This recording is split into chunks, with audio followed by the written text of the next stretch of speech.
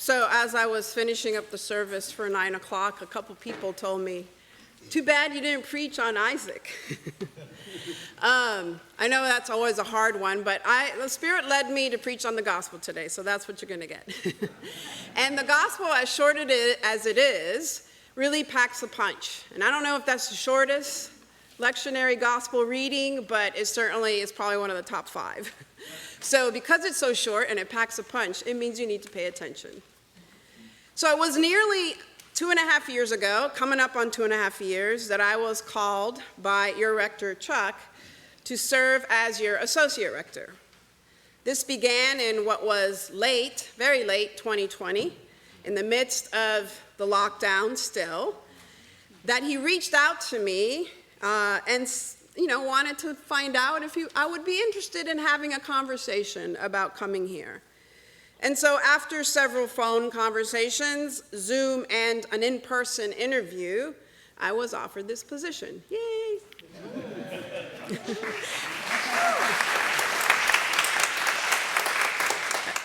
One of the things that really attracted me so much to St. David's was the amazing hospitality I received during that whole process.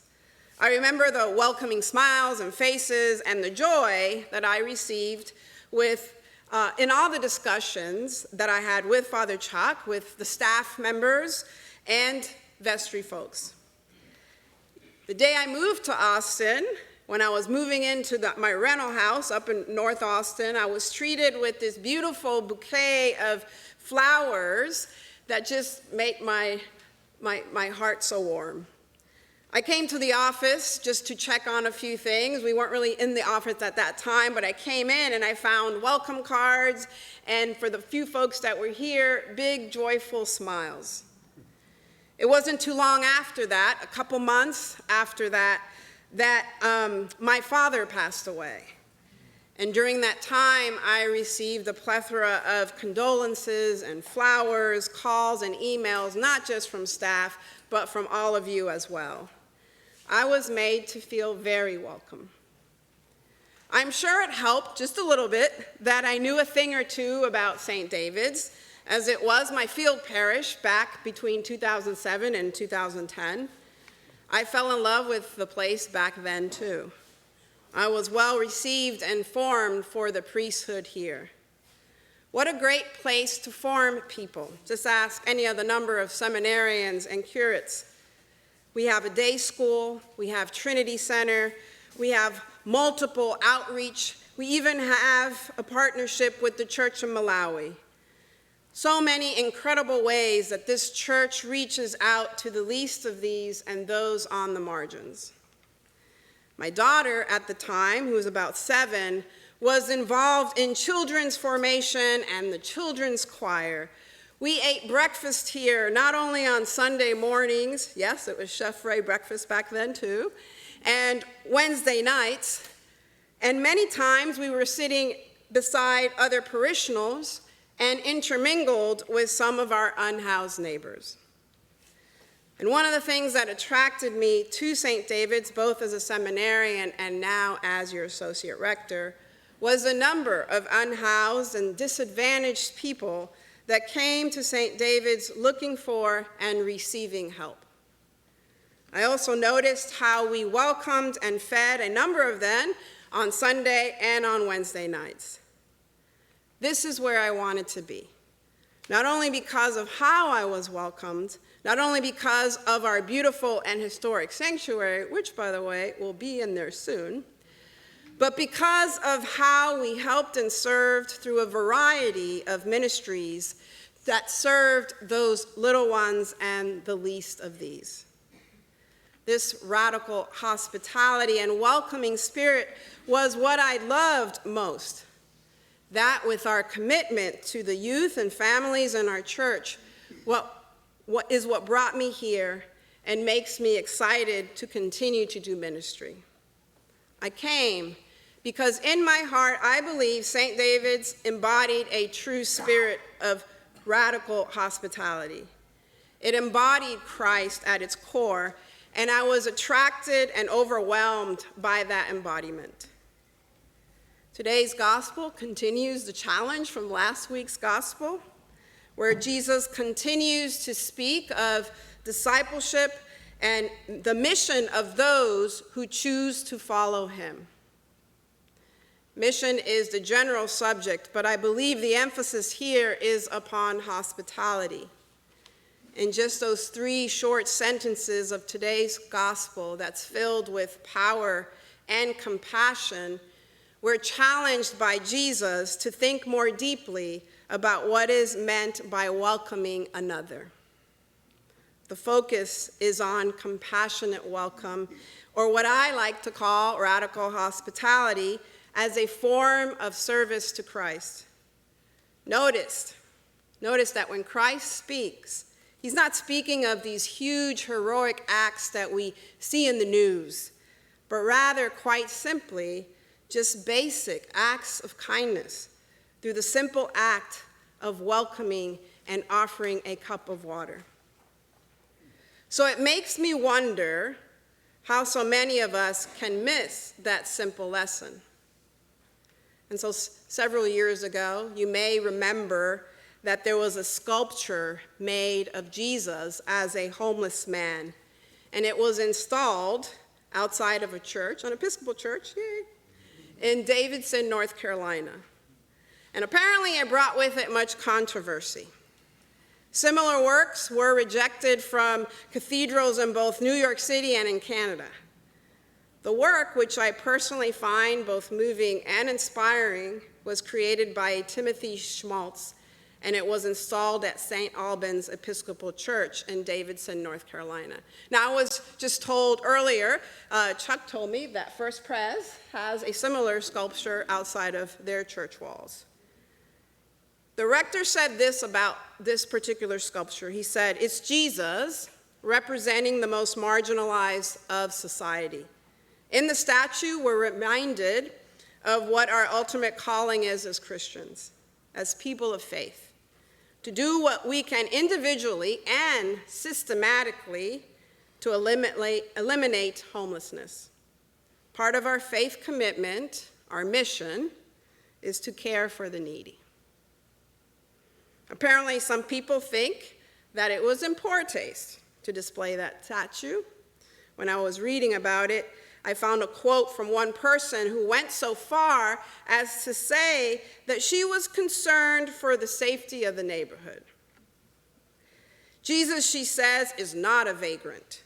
Jesus is not a helpless person who needs our help. What?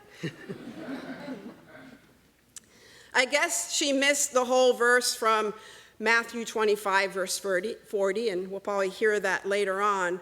What Jesus says, "Truly I tell you, as you did it to one of the least of these, my brothers, you did it to me." Now, don't get me wrong. It's not like all of us here at St. David's get it right all the time. We are human, after all. However, when I think of the spirit of this church and read our core values, which you can check out on our website, when you click on the about a church, our values are to seek and serve, to be authentic, to engage boundaries, experience grace, to share, and to be connected and committed.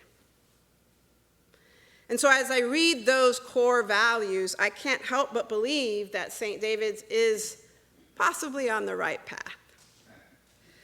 St. David's has seen and experienced some challenges over the years as we continually try to balance being a welcoming church to all people of all ages in all circumstances.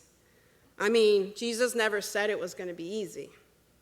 The words that Jesus used to pick up your cross and follow me come to mind. Nothing about that statement says it will be easy to follow Jesus.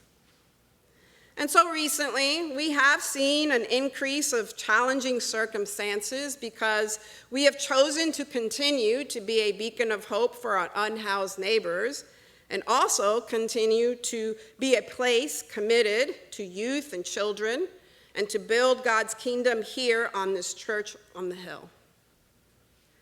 I am happy to say that we have dealt with the challenges in faith and in grace, and we are committed to continue to do so, because that's what we're called to do. Now, situations like this can cause us to fear the other to the point of not being welcoming and hospitable, of refusing help, or even not allowing people to worship with us. Now, I haven't experienced that here at St. David's, but I have experienced that at other Episcopal churches. I truly believe hospitality is crucial to the gospel message.